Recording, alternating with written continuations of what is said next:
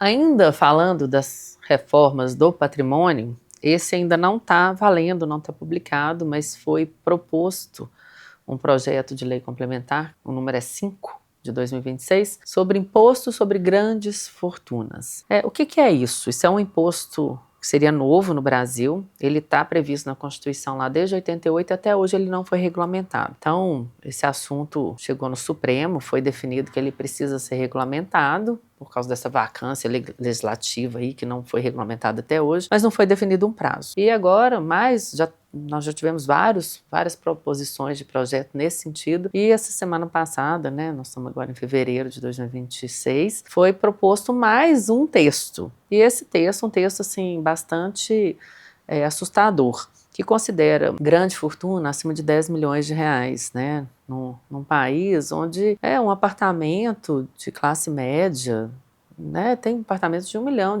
Então, se você pensar 10 milhões de reais é considerado uma grande fortuna. Se você comparar isso com legislações de outros países que têm tributação sobre grande fortuna, esse valor está muito descolado de uma realidade. O que seria um grande patrimônio? O Brasil tem, realmente, não estou discutindo a questão de haver essa tributação ou não, estou discutindo os critérios de definição.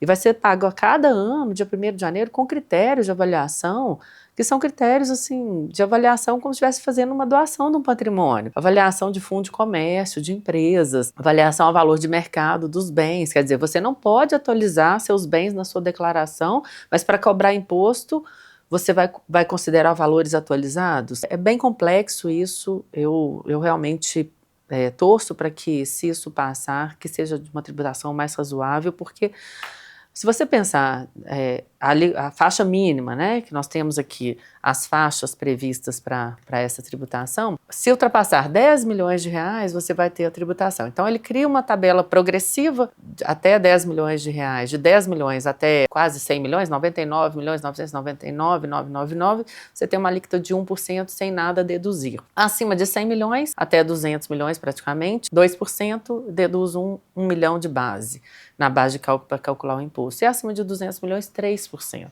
Isso é um imposto que corrói o patrimônio, ele não é um imposto que eu entendo como um imposto de fácil cálculo e de fácil apuração.